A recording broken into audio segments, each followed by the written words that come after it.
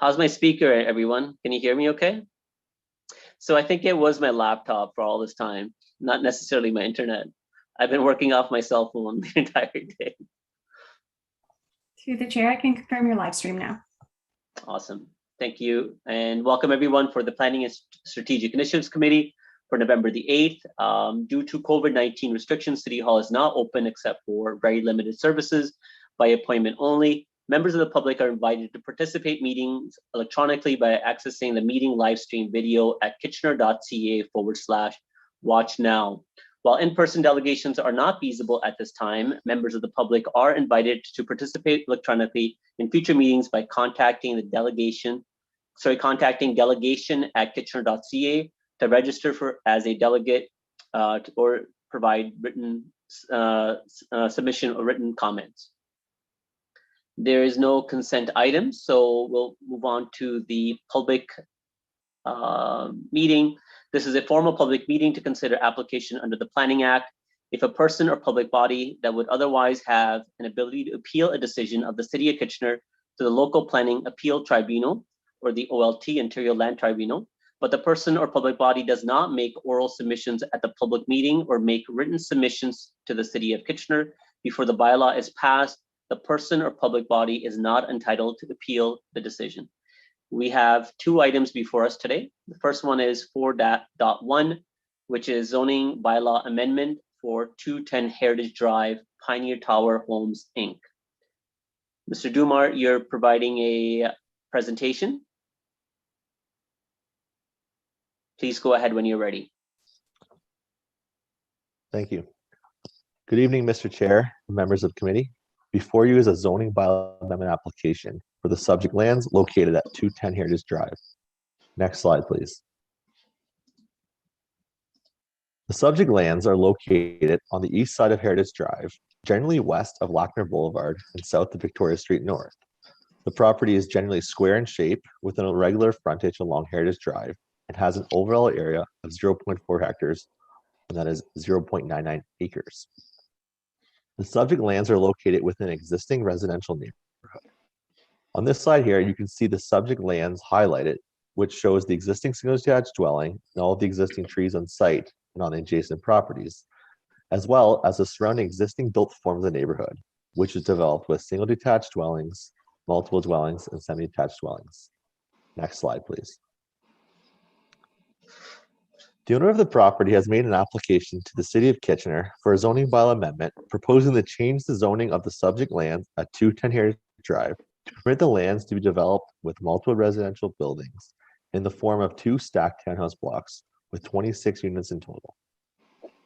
The lands are designated low-rise residential in the City of Kitchener's official plan, which permits a variety of low-rise residential uses such as multiple dwellings or stacked townhouses. The subject lands are zoned residential 3 zone in zoning bylaw 85-1, which permits single detached, duplex dwellings, and detached additional units. No official plan amendment is required or requested for this proposed zoning bylaw amendment. Next slide, please. So the requested zoning bylaw amendment, it represents an opportunity.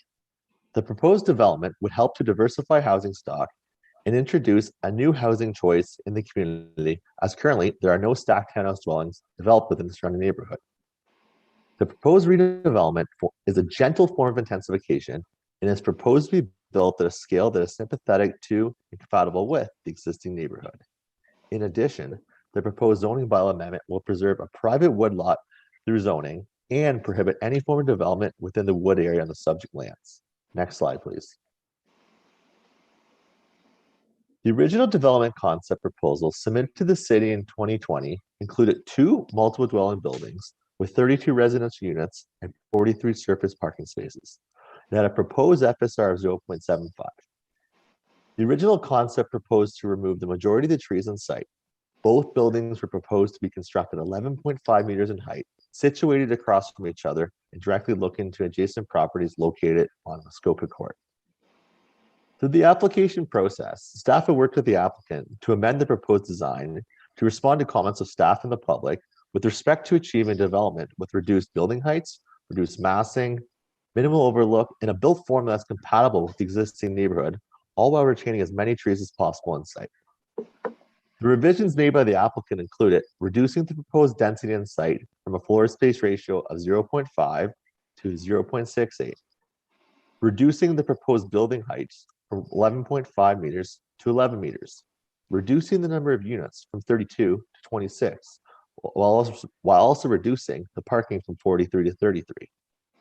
All these reductions resulted in additional trees being retained on site. The initial application proposed to remove 78 of the 128 trees on site, while the revised concept now proposes to only remove 43 of the 128 trees. Next slide, please. The revised concept proposes 2 3-story stacked townhouse dwellings that are situated on site to minimize impacts to adjacent residential properties. To further minimize impacts on adjacent residential properties, a site-specific provision is proposed, which will include a requirement for an 8-foot tall visual barrier rather than the standard requirement of a 6-foot tall visual barrier. In addition to the building orientations and an increased visual barrier, tree retention was maximized on site to retain as many trees as possible to screen the development from adjacent homes. In total, 100 of the 128 trees, 85 of the trees will remain on site. So this visual on the screen here, it shows the trees that are being retained on site. The yellow trees are proposed to be removed. Green trees have always been proposed to be retained, while the blue trees were originally proposed to be removed, but through the revised development concept, they've resulted in these trees now being retained. So again, in total, 85 of the 128 trees will retained. Furthermore, to ensure the private woodlot is preserved, a site-specific map and provision is proposed to be included in the bylaw, and it will prohibit any type of development within the wooded area. Next slide, please. Planning staff have worked thoroughly with the applicant to revise the design of the concept plan throughout the entire planning process to address public concerns. The requested zoning bylaw amendment is a gentle form of intensification that would permit a new land use and development at a scale that is sympathetic to the existing neighborhood. Site-specific provisions will minimize overlook and privacy concerns and retain a private woodlot. Planning staff is of the opinion that the subject application is consistent with policies of the provincial policy statement, conforms to the growth plan, the regional official plan, and the City of Kitchener official plan, and represents good planning. Staff therefore recommends that the zoning bylaw amendment application is approved. Thank you. Thank you, Mr. Dumar. And it's good to see that quite a bit of changes were made based on the resident feedback. I'll take questions from the committee. Is there not a delegate for this item? Oh, yes. Yes, there is.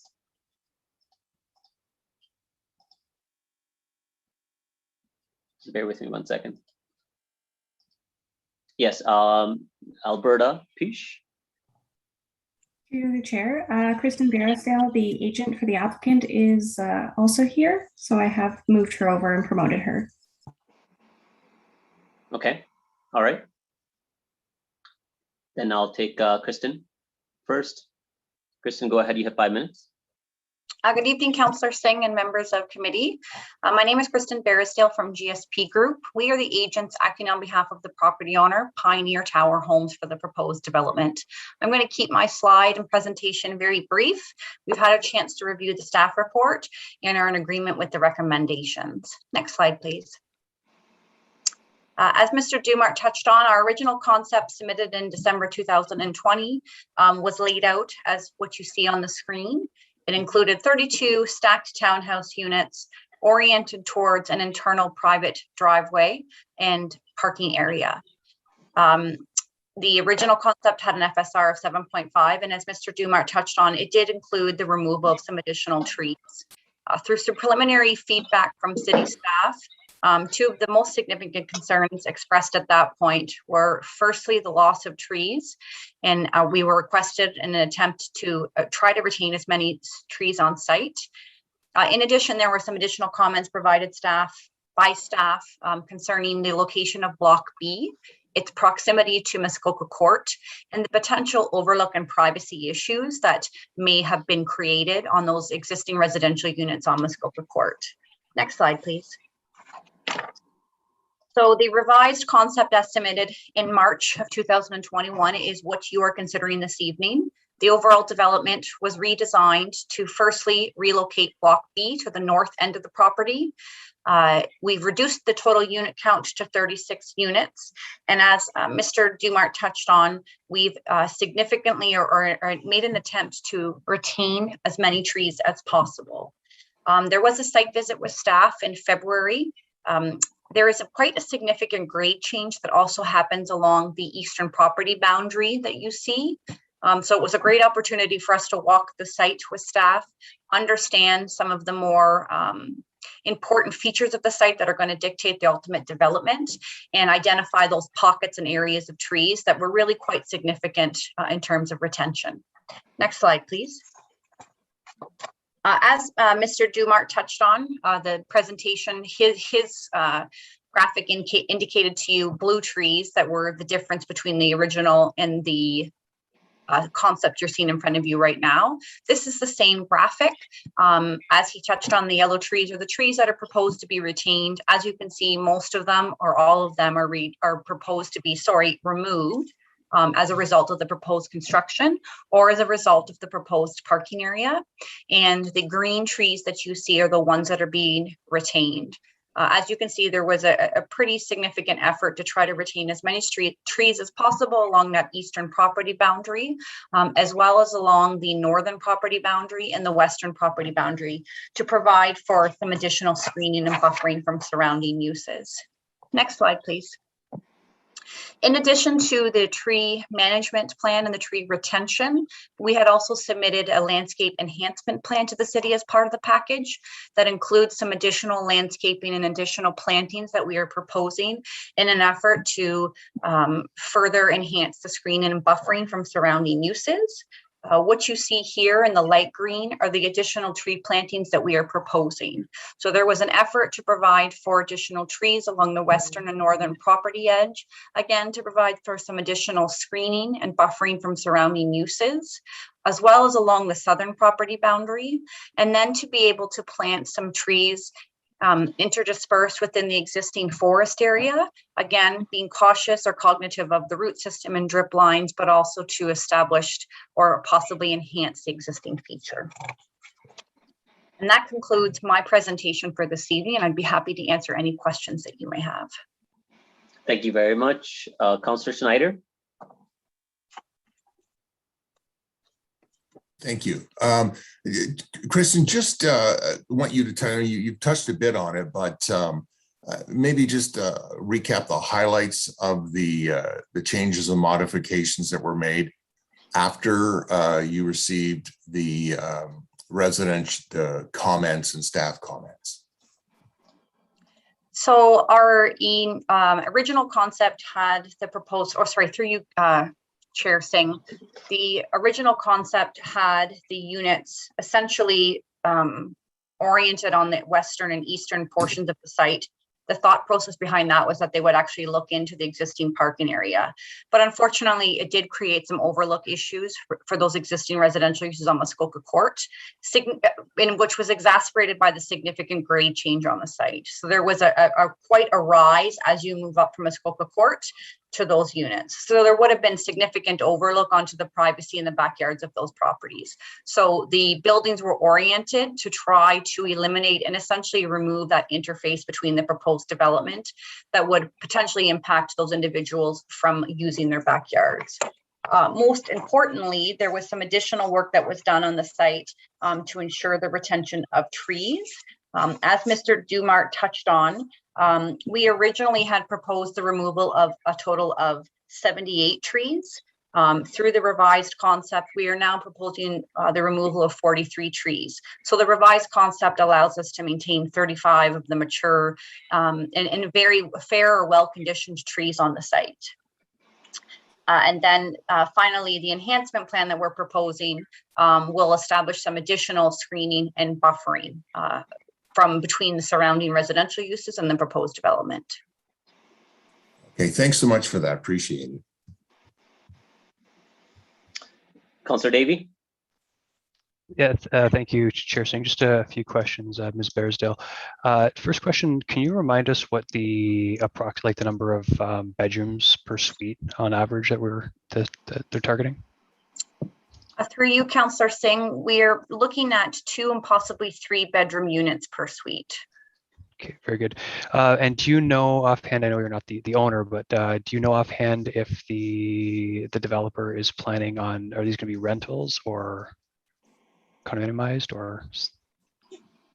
Through you, Councillor Singh, I think the intent at this point is to pursue condominium tenureship after we get to that, when we get to that point. Very good.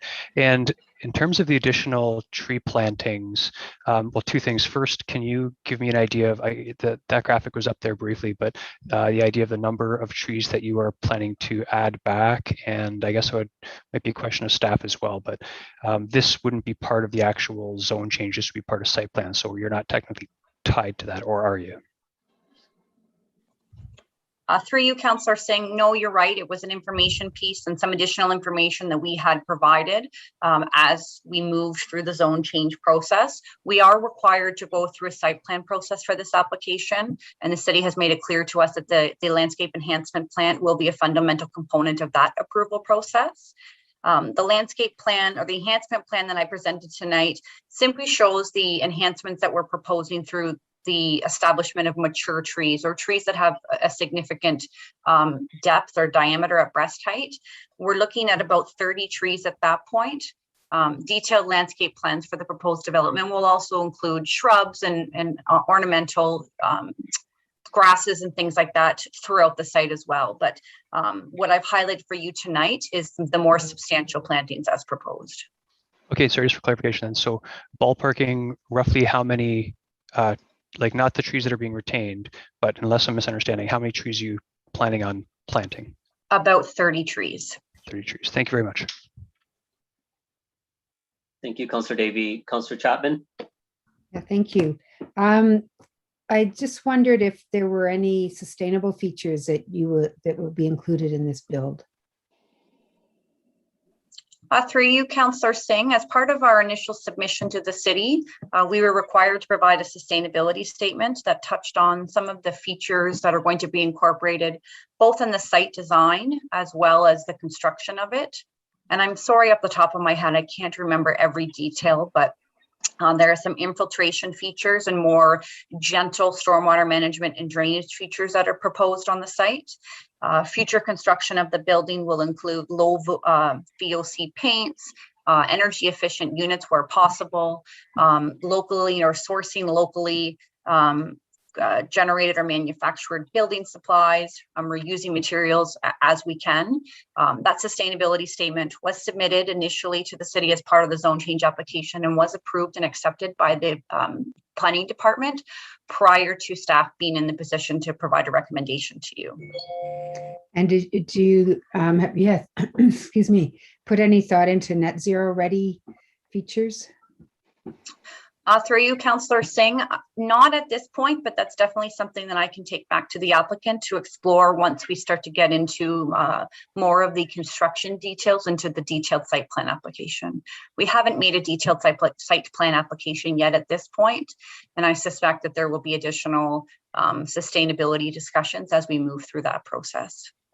Okay, and I guess my last question has to do with affordability. Will any of these fall into the category of affordable housing? Through you, Affordable Councillor. ownership housing, right? Of course. Through you, Councillor Singh, I'm not sure at this point what the price point is of the units. Again, that's something I can take back to the applicant, and I'm sure will be discussed as we move through the site plan application process. Okay, thank you. Thank you, Councillor Chapman. Councillor Gazzola? Yeah, I know the information is here somewhere, but could you just quickly tell me what is the size of the complete site there? Through you, Councillor Singh, the site itself, undeveloped, is at 0.4 hectares. 0.4. Thank you. Thank you very much. I see no one else. Kristen, thank you very much for presenting. We'll go on to our next delegation, Alberta Thank you. Paish. Alberta, when you're ready, you have 5 minutes to make a presentation.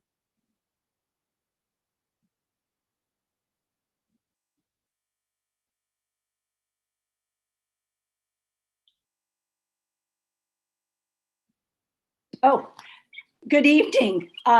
My name is Alberta Piché and I reside at Muskoka Court backing on to 210 Heritage Drive. We oppose the rezoning of 210 Heritage Drive from an R3 to an R6 zoning. There is no compelling reason about the rezone this location. The intensification proposed is not located along the LRT corridor, and the 0.4 hectare to place a 26-unit multi-stack townhome is oversized. The building is going to impact existing forest and water drainage that would normally be absorbed by tree roots and now will flow freely. And I reference numerous reports from the City of Kitchener, the urban design planning document by Pade Fanham. She indicated that the setback and the size of the back property lines should, the question is to reduce the size of the unit, units to fit in that piece of property where a functional backyard is provided to an interior yard. Adequate interior yard setback should be provided. Additionally, a landscape setback between the property line and the proposed patio should be provided to allow for privacy screening. The proposed western side yard is less than what is typically provided for a functional rear yard. Considering the siting requirements for infiltration, galleries, and swale, there will be insufficient space to provide the required 1.5 meter buffers and plantings. This yard setback should be increased, hence which would decrease the size and number of the units.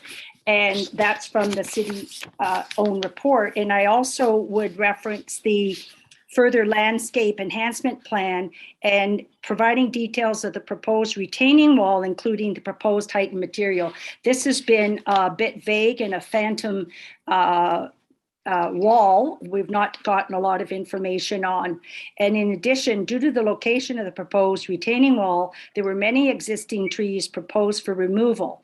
Provide the additional information regarding the construction of the proposed retaining wall and its heights, as well as additional mitigation measures to be considered for the construction of the retaining wall to minimize the impact on on-site vegetation. I won't go through the rest of that report, but the reference is on page 28. In addition, the reference of the City Kitchener, Lenore Ross, Parks Planning and Development Project, she stated the revised TMP still allows some proposed work within the tree protection zone of city-owned trees. Retaining wall again, and the swale along the planned north property line, that's the Georgian Park view. The work within the tree protection zones of on-site privately owned trees is also shown.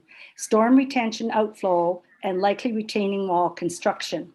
The plan is sufficient for parks clearance for the ZBA to proceed, but the site plan and subordinate plans, including the tree management plan, will need to be revised to show no work within the tree protection zone. And I have a question for Karen, if I'm allowed to answer that, about the tree management plan that she put up.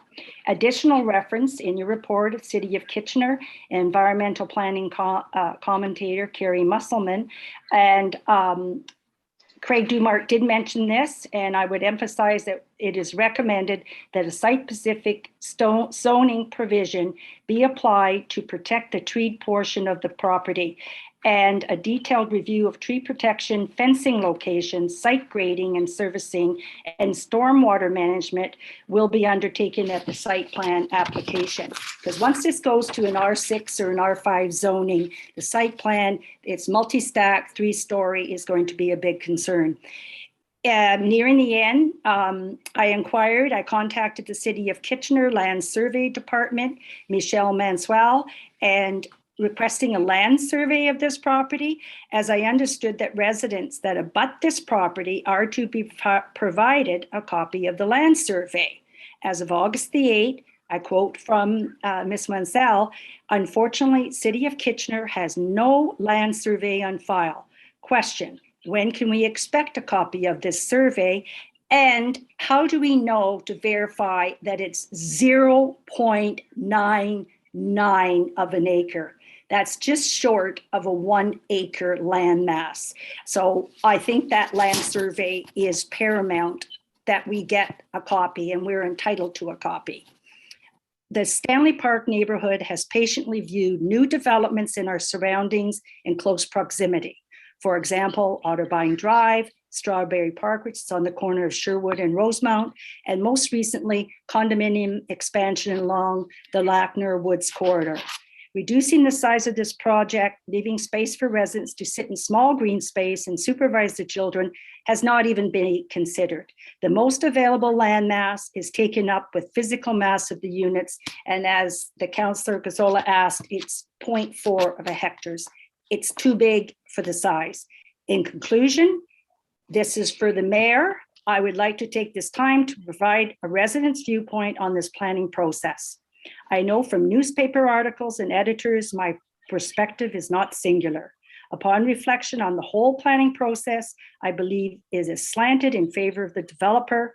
The city planners do their due diligence on the application, but if the application is rejected, the developer moves to the Ontario Land Tribunal, OLT, and we know, opening a newspaper almost every day, residents are objecting to rezoning applications that encroach on wetlands, forests, and reducing the much needed tree canopy. Thank you for allowing me to voice my concerns on this project, and I greatly appreciate all the work that the planning and the city planning staff has done. And Scott Davey did make time to come and walk our land. Thank you. Thank you, Alberta. Thank you for your last comments. Question from Councillor Davey to you. Yeah, it's actually not so much of a question, Chair Singh. Just wanted to thank Alberta for coming in, and to answer your earlier question, unfortunately you can't ask questions of the other delegates or staff, but I've made note of them, and I do have some questions regarding the trees that hopefully will be answered as part of the questions of staff. So again, thank you for taking the time today. Thank you, Alberta. I don't see any other questions. Thank you for presenting your delegation. Okay, so I'll take questions of staff. Councillor Davey, you're first. Yeah, if I could, I want to start from the sort of the 100-foot view. I'm not sure if staff will be able to, be super precise in this, but this is an acre of land. In terms of the density that's being proposed here, because I do note there's the building across the street and the Bluebird Apartments not terribly far away. How would you classify the density that's proposed versus what you think could ultimately have been successful? And by successful, I don't necessarily even mean your professional opinion, but in terms of appeal.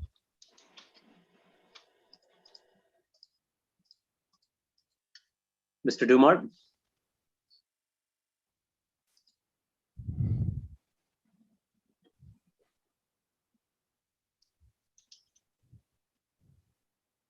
Mr. Dumart. Sorry about that. I had some technical difficulties there. I apologize. Okay. Could you repeat the question? It froze on my end. I apologize. Certainly, no problem. My question was if you could indicate the level of density seemed to be a big issue for this particular development proposal. If you could indicate for an acre of land what sort of density we're seeing elsewhere in the city in relation to the nearby, like I guess the planning and justification of things like other apartments being nearby. Can you comment on the density? Yeah, through the chair. So one of the ways the city regulates density is through floor space ratio. And the current land use designation of this property and other properties that you mentioned are low-rise residential. And the low-rise residential land use designation, it allows for density to go up to 0.75. This application is proposed to be 0.68. So it's not quite maxing out the maximum density on site. The original application was proposed to be 0.75. They were looking to get the maximum density on site. However, once they consulted with staff and the public, and they aim towards retaining many trees on site, the 0.68 is where they landed on, which would then retain as many trees on site, and they were able to come up with a development that was compatible and appropriate for the lands. Okay, and that 0.75, that's not presuming if there were to be an official plan amendment, correct? Through the chair, that is correct. Anything above 0.75 would require the official plan amendment. Okay, and how common is it for a developer to bring forward an official plan amendment to get increased density? Through the chair, if it was fully justified and appropriate, and that was something the applicant was seeking, it obviously would be a different type of application. In terms of stats and the common applications received, it's not very uncommon for developers to seek that. Okay, thanks. There's a couple questions by the delegation with respect to I'm not sure if you cut out then or not, so I'll clarify if you need to, but with respect to both the retaining wall and the provision of a survey, can you comment on those? I assume the retaining wall will be part of site plan, not part of the zone change application, but would it be possible for the neighbors to get a survey, and are we legislatively required to provide that? Through the chair, you are correct. The retaining wall details, that would be reviewed through the site plan process, in addition to landscape plans, private amenity, private patios, all those types of details, including stormwater management, are deferred to staff and reviewed through the site plan process. To obtain a copy of a survey, they'd have to obtain one from the land registry office if the city did not have one on file. Okay, so we aren't obligated to provide that? Only if we have it on file, or how does that work? Through the chair, they'd have to go through our records administrator, which the delegate contacted. If we don't have one on file, then the land registry office would be the option to obtain one. Okay, and you touched upon the stormwater, but one of the other big concerns was the whole stormwater management on the property. So can you just walk me through what the developer will ultimately be required to show that the stormwater is being adequately managed, number one, and number two, what are residents' recourses if it ultimately isn't managed as suspected or hoped? Through the chair, so the city's stormwater policy, it requires the management of pre-existing to post-development on site. And additionally, the first 12.5 millimeters of rain, it needs to be retained on site. Another thing to note, there's already an existing easement through the site. So towards the northeast end of the property, there's an easement where the drain actually currently exists in Muskoka Court. And that then will continue to be functional on site. And then the other applicant is also proposing to have on-site retention with some of that stormwater going into a woodlot area to provide essentially water for the trees. Okay, and last question, Mr. Chair. Should we decline this application, is there anything preventing the owner from pulling this application and this owner or a future owner, if it gets sold, from clear cutting all of the trees in this property and then at some point in the future bring forward another application? Through the chair, the city of Kitchener has a tree cutting policy. So properties that are over 1 acre in size are required to obtain permits for tree cutting. This property is less than that. However, what staff is proposing and asking council to approve is a site-specific provision map. And within that site-specific provision map, we actually have more protection measures than if it were over the 1 acre. So essentially, the site-specific provision map is essentially preserving the existing private woodlot. It's prohibiting any sort of development. It's not permitting pools. It won't permit decks, structures, even major stormwater management. So ultimately, what staff is recommending to council will ensure that there is nothing ever developed within that wooded area. Okay, actually, that clues me in. So I remember having a discussion with you, Mr. Dumart, about whether we should actually ask the developer for the city ownership of that property. And as I recall, your effective response was, we're effectively doing that. We're just not. It's basically the protections are effectively the same in terms of the trees going forward into the future. Is that correct? Through the chair, that is correct. Okay, and just again to clarify, then, if we don't approve this and the application is pulled, there is no safeguards for the trees. Through the chair, that is correct. Okay, thank you. All right. Any other questions from the committee to staff? Councillor Schneider, go ahead.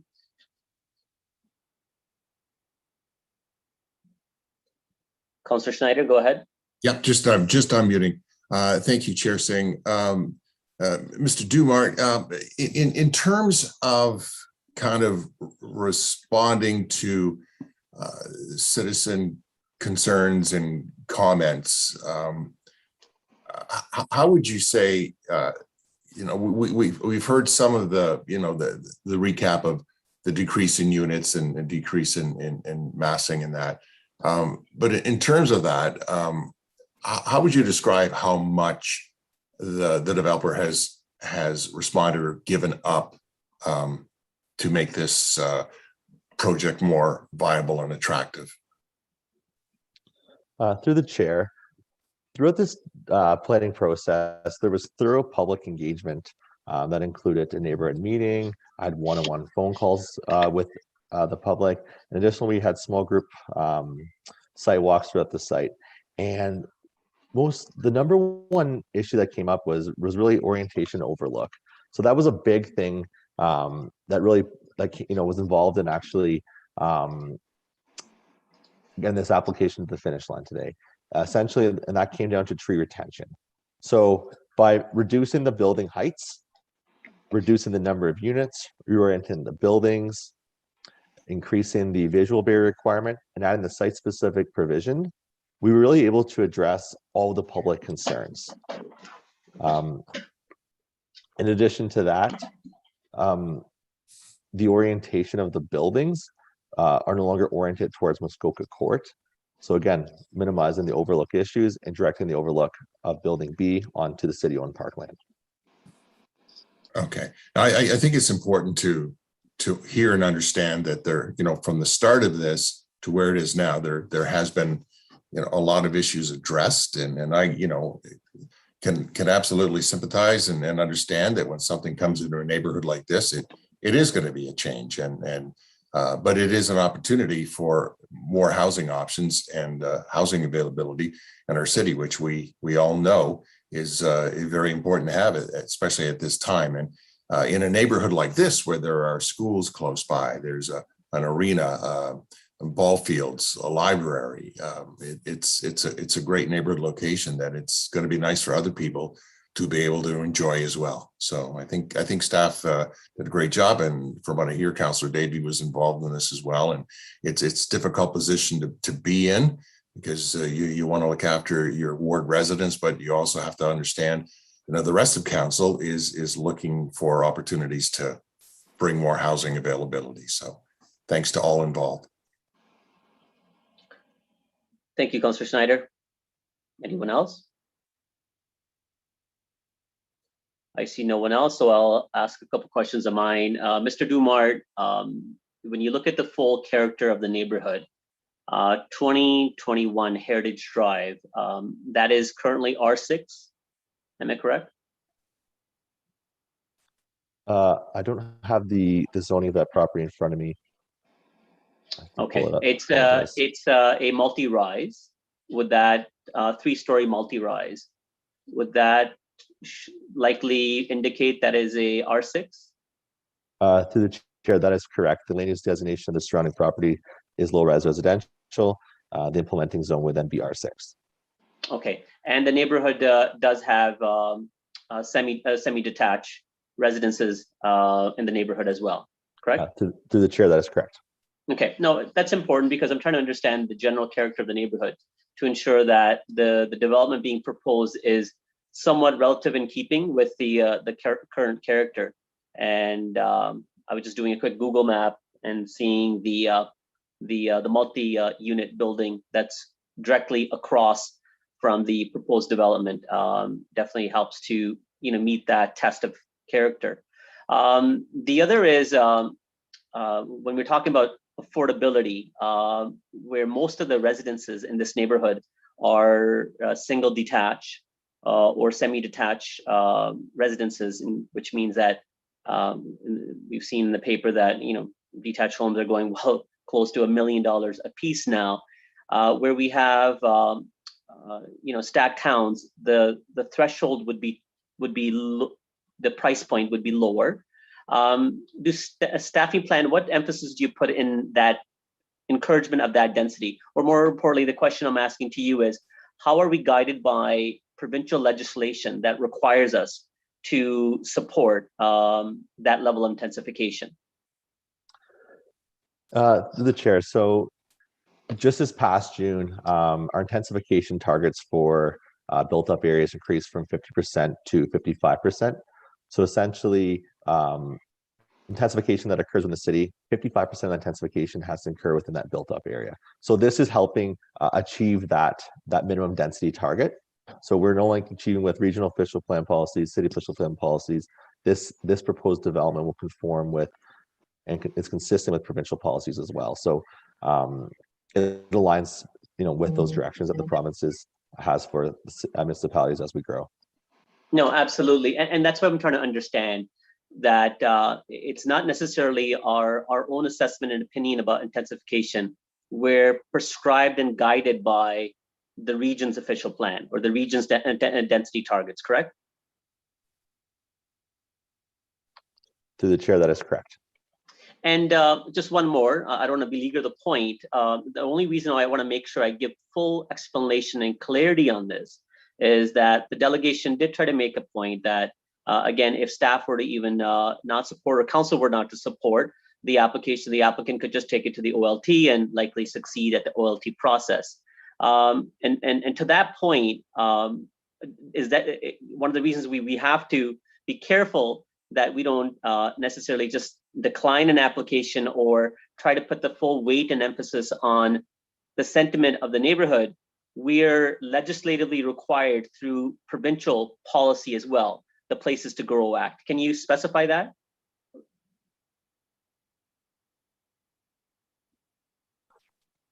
Sorry, I apologize there. Can you repeat the question? The Places to Grow Act, the provincial legislation. Give just an explanation of how we're guided by that legislation.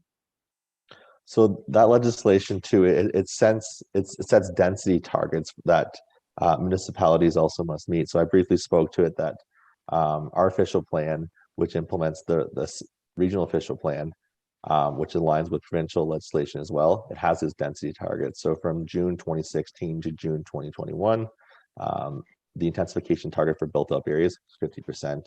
This past June, it increased from 50% to 55%, and in 2026 will increase to 60%.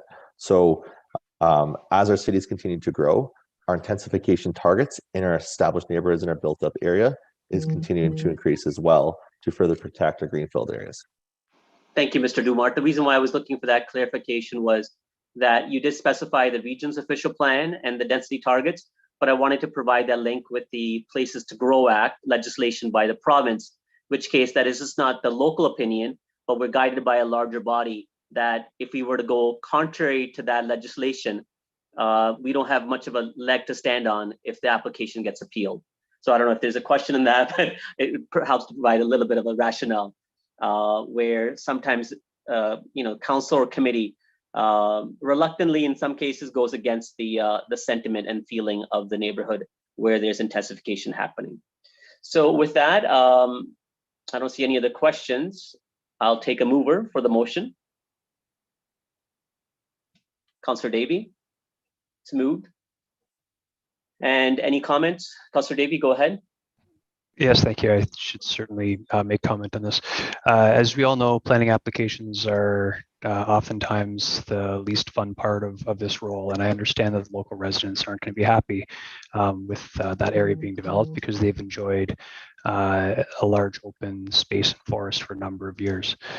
Our job isn't to freeze the city in place. We're bound by the province to have intensification to build up within our city, whether we like it or not, and frankly, whether the residents like it or not. So my biggest concern going through this process wasn't even really the density, because to be frank, in terms of other 1 acre properties we've dealt with in the city, the density is not significant as proposed. My biggest concern was the green space and the trees and the preservation of that. And the reality is, as much as we wish it, the private property owners don't own these trees, and the city of Kitchener doesn't own these trees. And if it's less than 1 acre, the private property owner can do whatever they want, and that includes clear cutting, as we've seen in other areas of the city. So the reason I can support this is because we're actually going to be for all intents and purposes, adding 85 trees to almost the city's inventory, because these trees would be preserved forever. 85 of the 143, and sorry, 128. And my understanding is through the site plan process, the developer may be adding an additional 30. So we're talking about losing maybe 12 or 13 trees through this process, which I think is really a big win. And there is an argument to be made that if we don't develop here, it just gets pushed to the outsides of the city as well. So I get the residents aren't happy with this, but all I can say is that I think I've done the best I can, and I think staff have done the best that they can to address the concerns. Thank you, Councillor Davey. Any other comments? I see no one else, so I'll quickly just make my comments as chair. And like Councillor Davey has said, that planning applications, especially where there's intensification happening in a built-up neighborhood, tends to be the most difficult. Naturally, our instinctive basis is to listen to the public, listen to the concerns of the residents. And the reason why I took some effort to get some clarity on the guidelines by the official plan and provincial legislation of Places to Grow Act, it clearly outlines kind of constraint that this council has, that we're guided by certain sets of principles. And if we go contrary to them, our decisions can get challenged. And in most cases, that populist decision, once challenged, will likely be overturned, and that's after costs incurred by the taxpayers to defend that decision that goes contrary to legislation. So that's why we have to be very careful. And in this circumstance,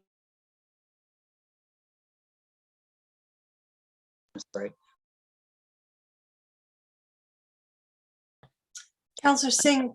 Oh, yeah, just had technical issues myself, sorry. So in this case, where the neighborhood may feel that they didn't get heard, I think that's also a contrary. The application, when looked at, is going below the requirement of 0.75. At the same time, the application from where it was initially proposed has come down in the level of density. And at the same time, as Councillor Davey has made comments, through engagements by the ward councillor, through engagements and listening, and I think that's the important point, our staff listening to the neighborhood, we are bringing into conservatory of a tree canopy that would not have otherwise. So in this case, it's not what the residents want, but it's definitely far beyond of the initial plan and providing a better development to this neighborhood. And in my opinion, adding probably some aspect of diversity of housing stock and diversity of demographics, which is absolutely necessary as well as we grow as a city. So with that, can I ask a vote? Oh, sorry, I'm asking the vote, and it's already been moved by Councillor Davey. All those in favor? And that carries. Okay, thank you very much. We go on to the next item. Item 4.2, which is the zoning bylaw amendment of 117 and 133 Vanier Drive. Mr. Pennell, you are making the presentation first. Andrew, whenever you're ready. Yep, thank you.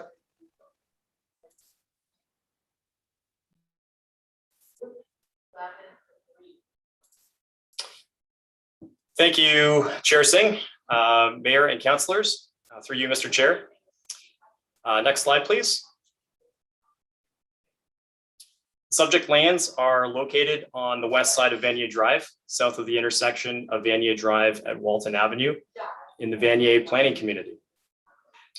The neighborhood to the south and east is mainly composed of single detached dwellings and duplexes, while the neighborhood to the north and west is composed of low-rise apartment buildings. Next slide, please.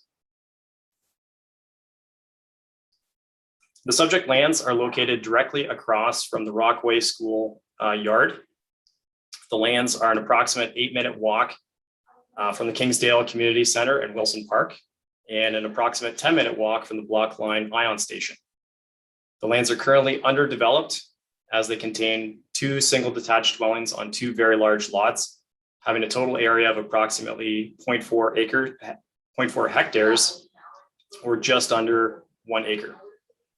These lots have been consolidated for the purposes of comprehensive redevelopment. The zoning permits mainly single detached dwellings and duplexes.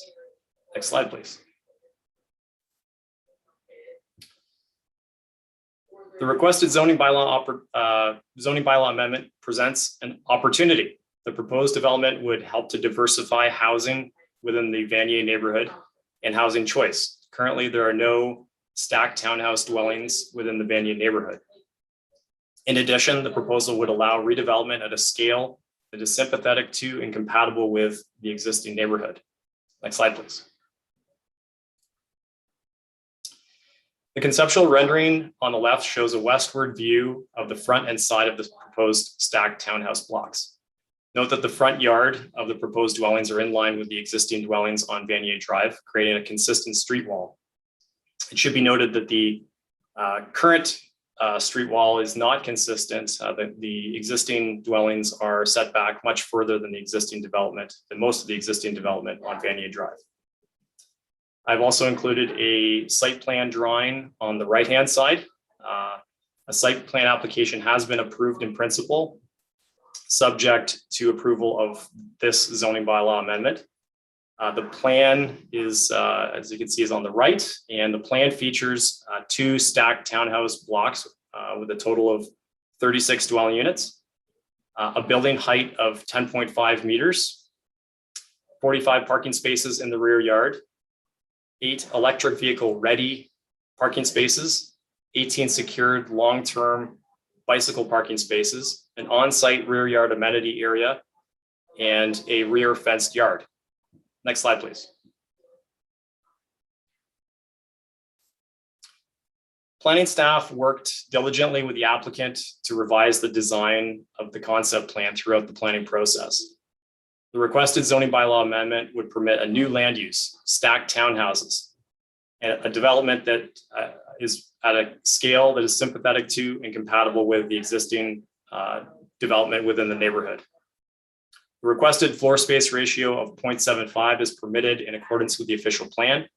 The requested amendment implements official plan permissions that are already in place, and therefore an official plan amendment is not required to facilitate this proposal. Planning staff is of the opinion that the subject application is consistent with the provincial policy statement, the growth plan, the regional official plan, the city official plan, and this proposal represents good planning. Accordingly, staff recommends that the zoning bylaw amendment be approved.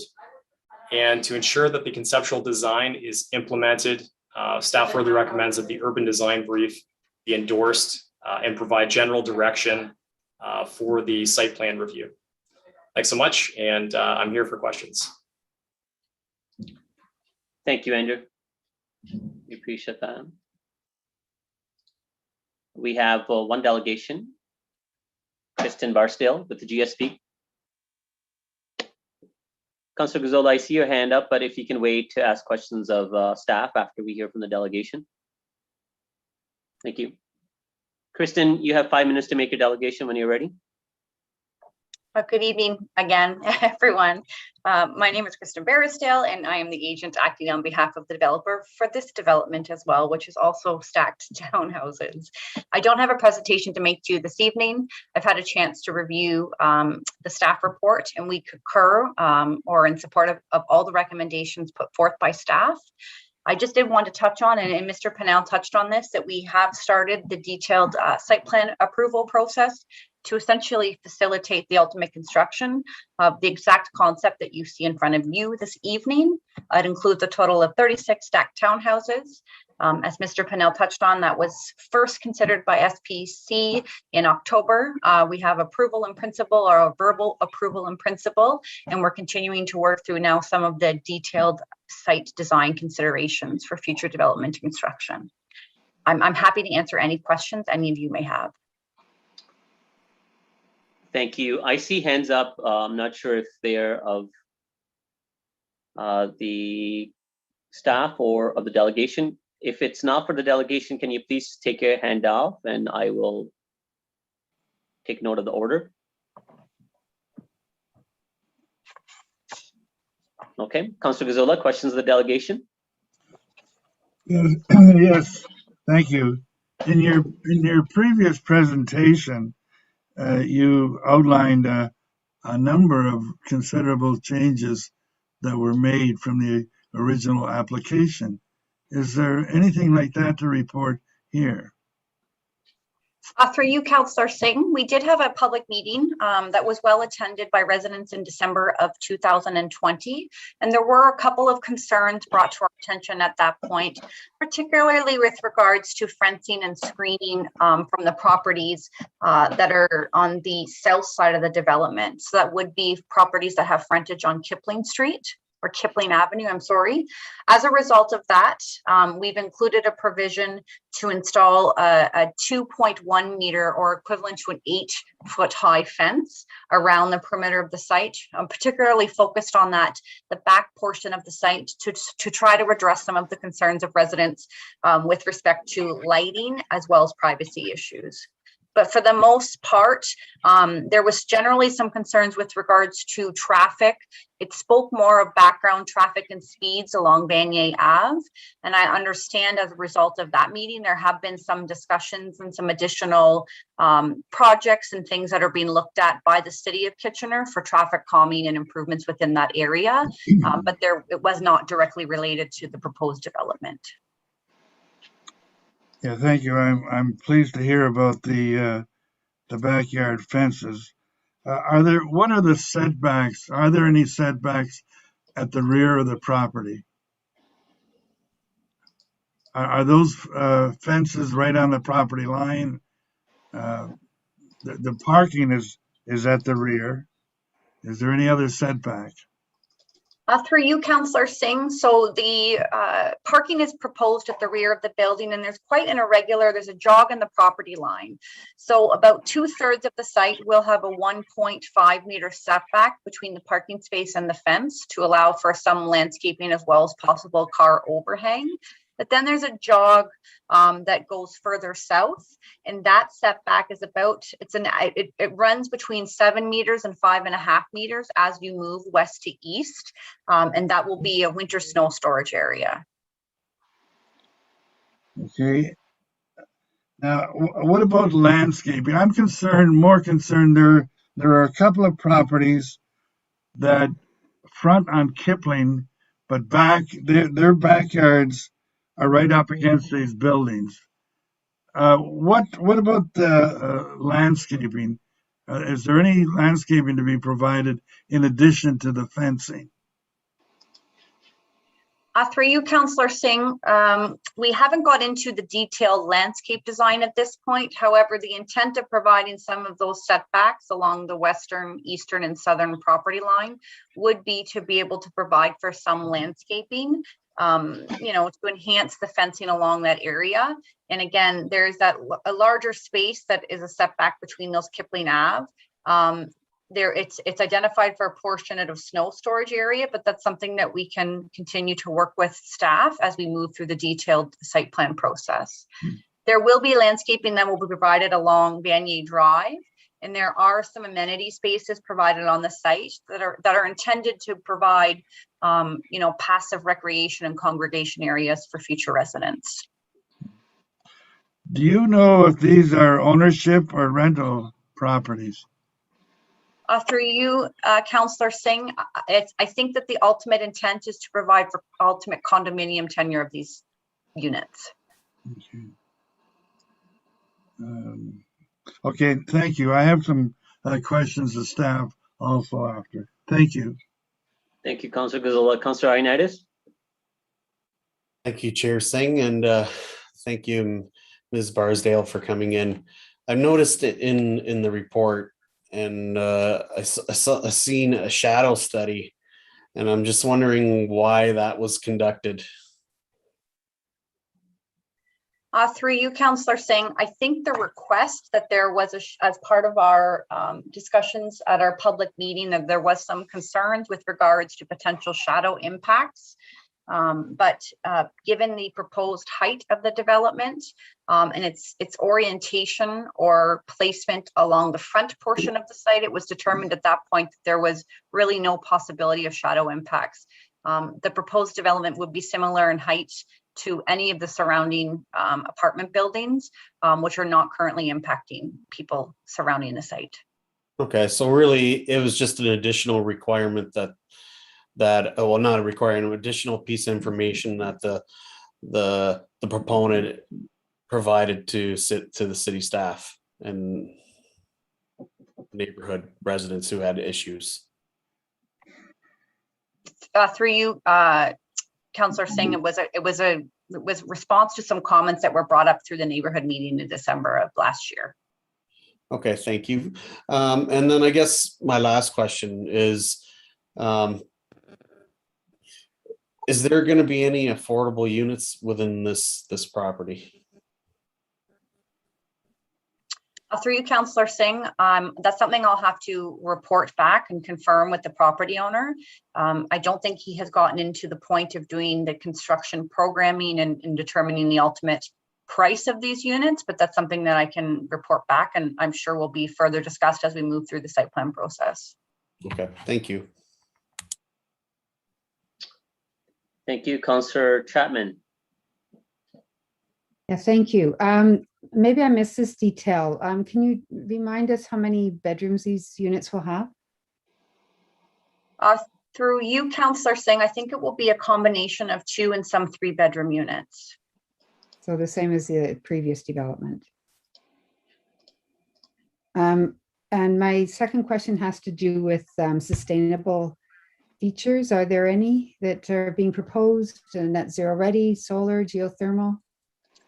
Through you, Councillor Singh, there is no geothermal or solar that's being considered at this point. There is some on-site infiltration that's being dealt with from the stormwater management perspective. In this circumstance, because of the pitch of the roof, it will be a low albedo roof so that it's not attracting sun. Some energy efficiency considerations inside, both through windows and lighting, as well as appliances. Again, in this circumstance, there was a sustainability statement that was submitted in support of the application and was deemed acceptable and approved by city staff prior to staff preparing the recommendation you're seeing this evening. Thank you.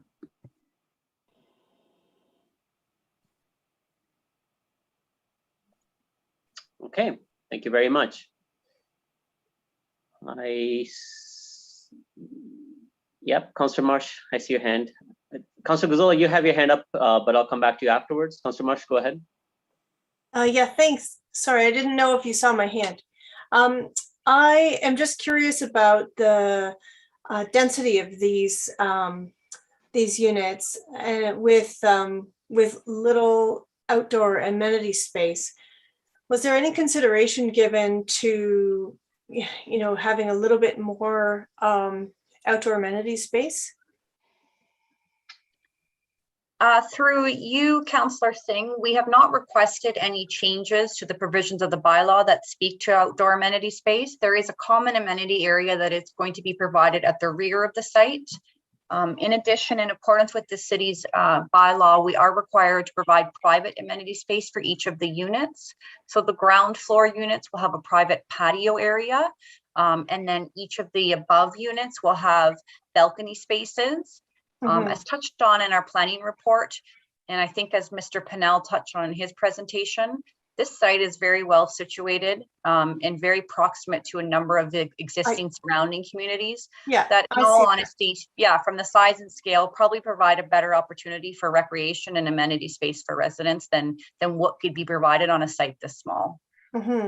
So what's going to happen on that amenity area that's outside the one building? Is there going to be a playground, or is that even big enough for any little playground equipment, or what is that for, that little patch of green? Through you, Councillor Singh, we are not into the full detailed design yet because we just received approval in principle. We've done some preliminary concepts. There will not be a structure that will be proposed there. Again, we're right across the street from the structures associated with the public school. I think the intent of this area is to be kind of a passive outdoor amenity space and congregation area for residents. So benches or picnic tables for residents to use to meet with each other on site. Mhm. Okay, thank you. Councillor Gazzola, did you have questions of the delegate again? I've or had- did you- No, I have questions of staff. Okay, all right. All right, in that case, Kristen, thank you very much for presenting, Thank you. of course. And questions of staff, Councillor Gazzola, go ahead. Yeah, can you give me some idea of, Andrew, how many residents we heard from? Through you, Mr. Chair, I believe we had about 15 letters or so, and maybe 10 showed up at the neighborhood meeting. Were any in favor of this proposal? No. Does that carry any weight?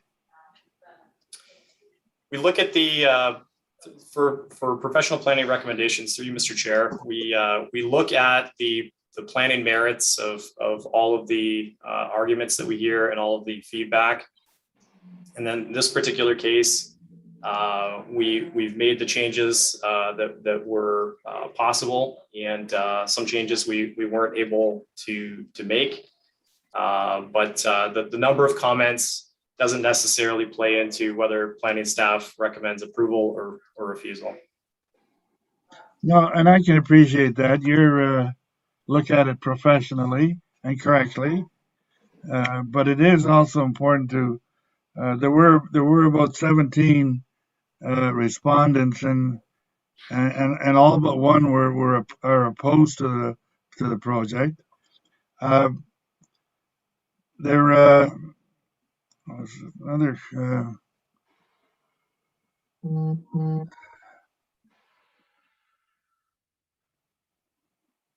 I had a question. Someone brought up a question about overlooking on that. I think it's on the southern side. Has that of the new units being able to overlook into the existing properties? Was that looked at or considered? Through you, Mr. Chair, absolutely. The buildings have been positioned such that they're as far away from the properties to the south as possible.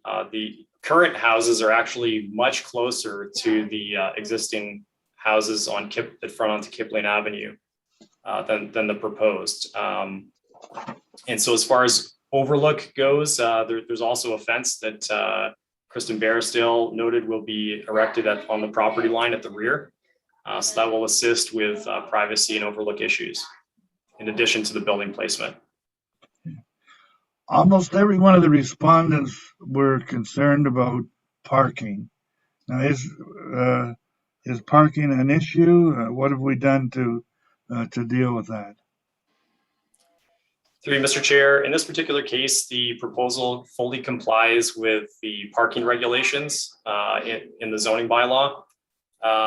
Although we did hear concerns about a lack of parking, there's no relief requested here. So there's not much that can be done, and staff in consultation with transportation services didn't feel that an increase to the number of parking spaces was warranted. So are the concepts and concerns of the residents that live there, are they have no bearing, or are they groundless, or they're not listened to, or are they not true, or?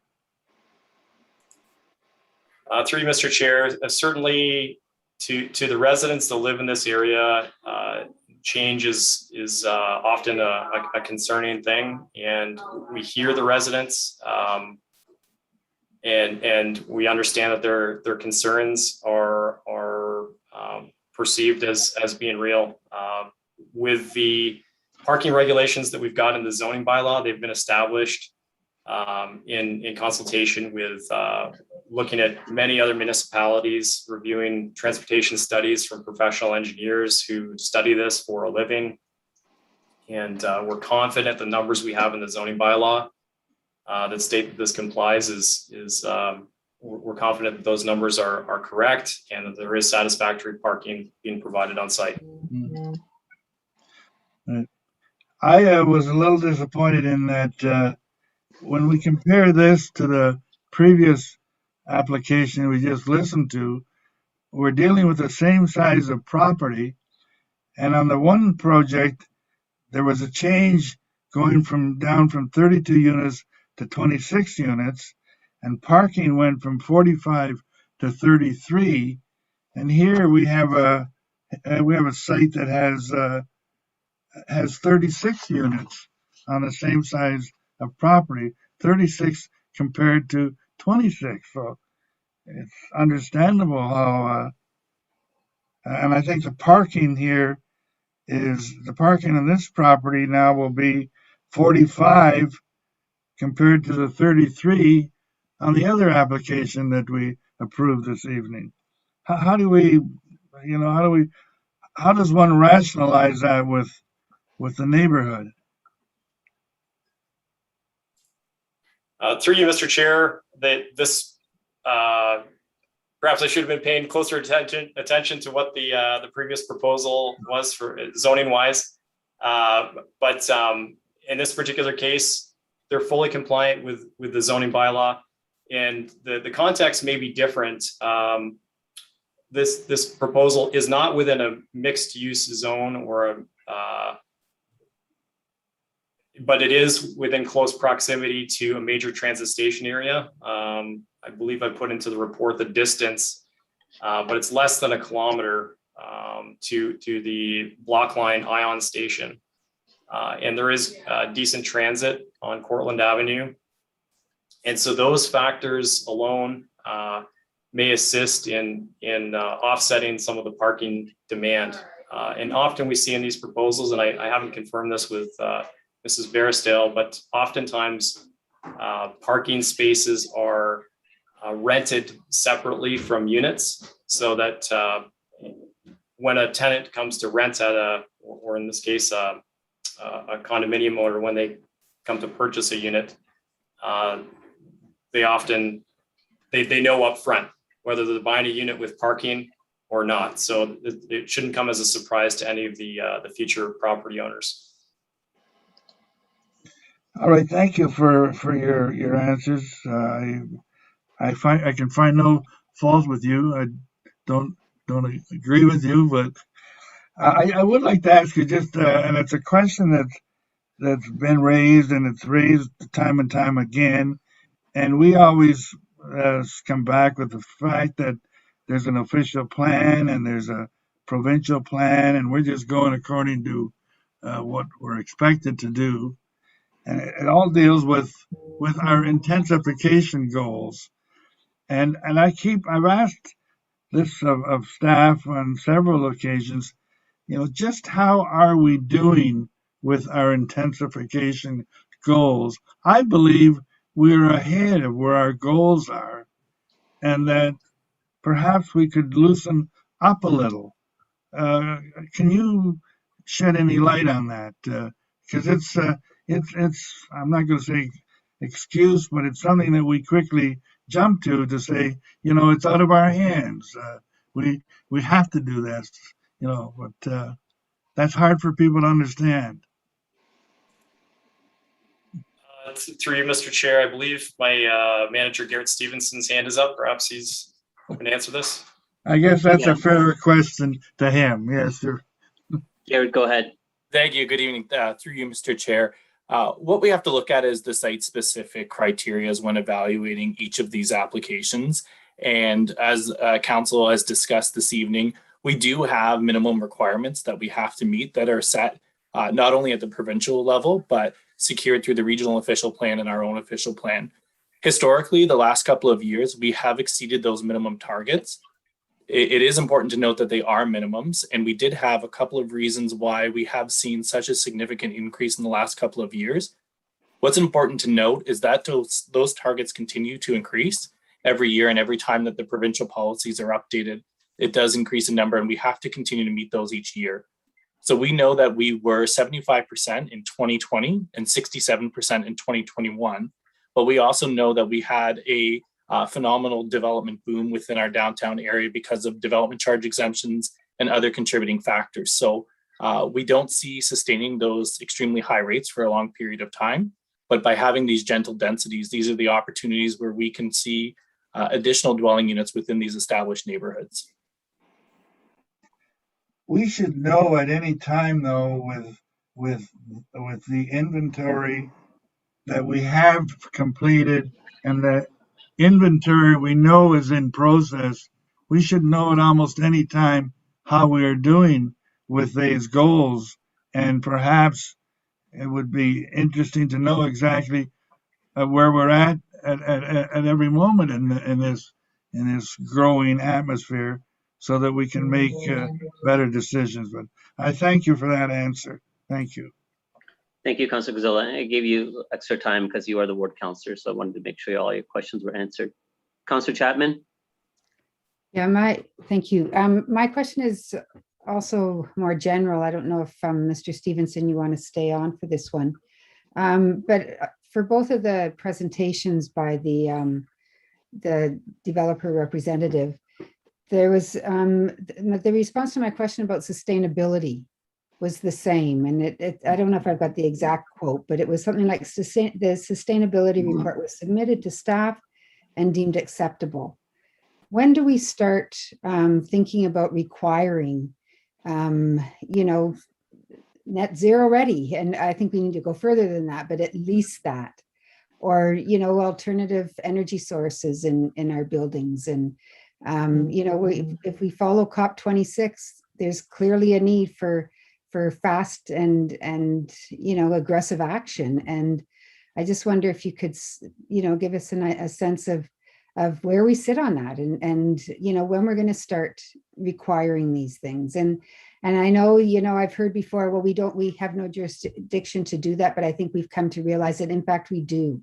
And I heard that recently at a webinar that I was at. So I guess I just would like to ask when and how. So before we do, Councilor Chapman, I respect your interest in this, and I think this is relevant information that would be helpful for all of us.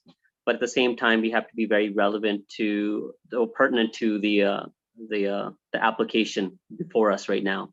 And before we go into detail where we start talking about, no, you laugh at this because again, we have to be respectful to the applicant, right? We have to be respectful of the other committee members and other people viewing this.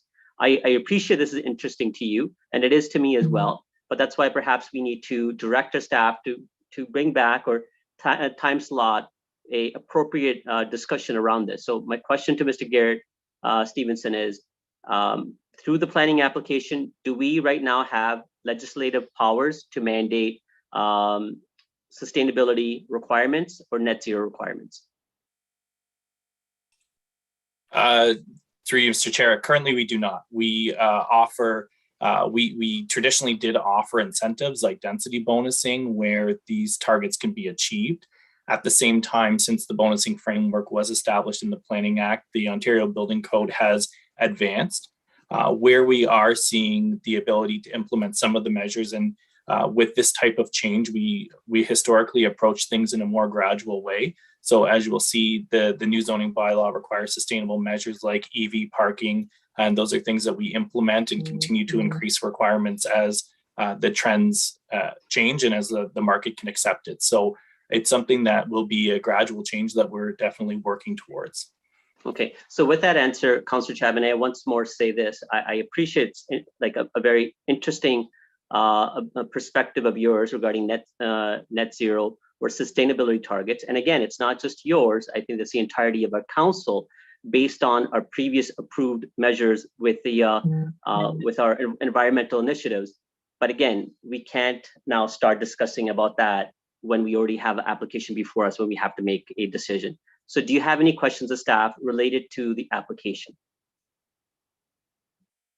That was my question. Thank you. Okay, all right, thank you. So with that, any other questions? And I see none.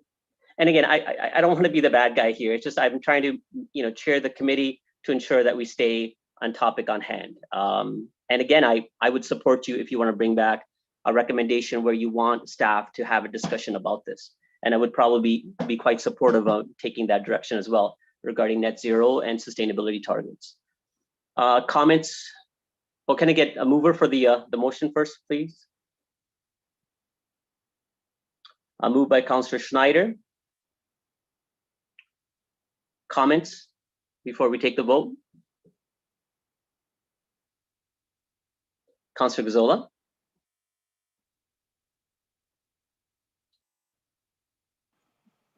Yes, thank you. I know this is in the ward that I represent, and perhaps I should have been the one to bring forth the recommendations, but that's okay. If I'll ask Councillor Schneider if he would feel okay with you moving it. So I'm sure we can work around that. I would feel as a bit of a hypocrite, and then I cannot support where we're going. Quite frankly, I was thinking about this, and I know it's where we're going and all that, but I would hate to arise one day and find out that I'm going to have 2 3-story structures behind my house, right attached almost to my property. I wouldn't be happy with that. I know the tone of the neighborhood. As I've said, canvassing the neighborhood, there's no one in the neighborhood that has any support for this project. They feel that it doesn't fit in with their existing neighborhood. It adds nothing to their existing neighborhood, and I agree with them. I think, and what concerns me is that we were able on that previous application to make some substantial changes and whatnot on a similar piece of property. And then I also appreciate that going down the road, we have to intensify. I won't argue with that. I can understand that, but I think we really have to watch where and how we intensify. And I really am opposed to seeing single-family neighborhoods broken up by large buildings that don't fit in. Now, in this particular case, it is actually, if there was one of the original maps put up by Mr. Pennell showed it clearly that it is right on the edge. North of this particular property where the application relates to, there are larger type buildings and some institutional buildings, and even at the end of the street, a large condo apartment unit. But everything south of that property, for a long distance, are all single family dwellings.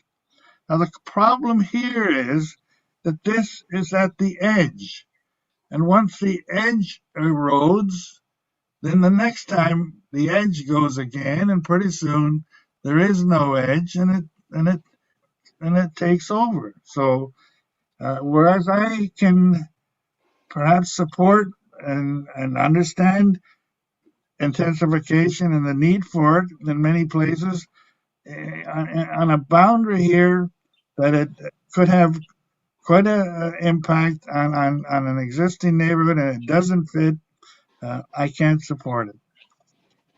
I'll leave it at that. Thank you. Thank you. Thank you, Councillor Gazzola. Councillor Schneider. Thank you, Chair Singh. I know change is always difficult. I used to live in this neighborhood. I lived on Cortland Avenue and would run in this area. To me, this is a great location for some gentle intensification. Walton Avenue, which is right near the corner of it, there are 3-story buildings there. There's Rockaway Public School right across the street, a great big field and school amenities right there for kids. It's been pointed out, transit right along Cortland Avenue. It's a really good location for this kind of intensification that we have to do. I know we talk about overlooking. You know, my mother used to live on the 10th floor of a condominium building. You know, great ability to overlook. You don't spend time looking out your window into other people's backyards. In my home, I'd probably have 3 or 4 windows that allow me to look into my neighbors. I don't spend any time looking in the backyard. So for me, we have this huge need for housing options and general intensification. And this is a good location for it. And it's a good, respectable, reasonable size development. So I look forward to supporting this. Thank you, Councillor Schneider. Councillor Ioannidis. Thanks, Chair Singh. First of all, I just want to thank Mr. Pennell for doing a great job on this file. It's a shocker to me that this property is lasted this long without being developed. I would have figured this property would have been developed at least 10, 15 years ago. It was just ripe for so many levels, as Councillor Schneider has mentioned. With it's full of multi-units. It's close to everything. It's a perfect location, and lots of amenity space across the street. So I have no issues with this application. In fact, I think the applicants went above and beyond to do a shadow study and everything else. And I think we are in a housing crisis, and if this ain't a location for more housing, I don't know what is. And then as well, I agree with a lot of the comments that Councillor Chapman was trying to make with regards to net zero. I think that's a great way to look at this, but I agree with the chair. It wasn't the appropriate time, but other than that, I think this application is well done. Thank you, Councillor Ioannidis. I had some questions of staff early on just to help make the point that I think that maybe missed a little bit, but I'll just kind of reference them. Yeah, I think through a comment or a question, it was said, what's really the benefit to this neighborhood? I think where we don't put enough emphasis and time and understanding, and I think we do a disservice to ourselves through the staff reporting, where we don't outline these things. We have 2 houses right there right now on this parcel. Once they're redeveloped, we're going to have a number of units, which means that we're going to have increased taxation from this parcel. Right now, 2 homes, average taxation, we're probably, the city's getting around $2,000 to the city of Kitchener, let alone the school board and the region of Waterloo. When the site is developed, there's going to be a significant multiple as a increase to our tax base. This is dollars that we will get to reinvest for the betterment of our citizens.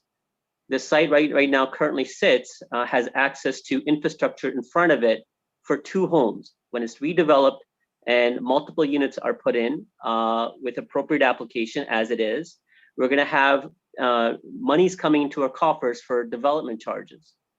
That's development charges towards infrastructure that's already there, that's already built. It's not somewhere far off outside the countryside line or in our suburbs where we have to bring in new pipes, where we have to build in new community centers, where we have to build in new parks, where we have to build in new libraries, where we have to build new fire halls. That's all very expensive. And though we're receiving it, and those costs are significant, and those costs go towards increasing home ownership, they do not benefit beyond that local community. Dollars that are brought in intensification through soft intensification help the broader community. And that's a significant point. This site, and I think this is a point that was made by Councillor Gazzola, and I appreciate him in recognizing that, abuts right beside multi-residential dwellings. It's within 1/2 kilometer of the LRT. It's within short walking distance to our manufacturing area on Ardelt. It checks off all the boxes in good development soft development, good price points, not necessarily high rises that have expensive condos that are 1 bedroom that can be only afforded by those that have the means. This will be development that will be 2 bedrooms and 3 bedrooms and probably a price point less than those high expensive shiny condos in tall buildings.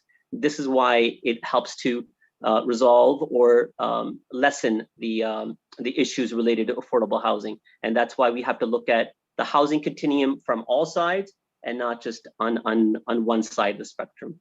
So with that, I heard someone say something. Okay, sorry. Maybe it's noises in my household, sorry. It's already been moved by Councillor Schneider. I'll ask the vote. All those in favor? Opposed? And that item carries. All right, and that was our last item for the evening. Thank you everyone for your patience, and thank you for all the delegations as well. Meeting adjourned. Take care all.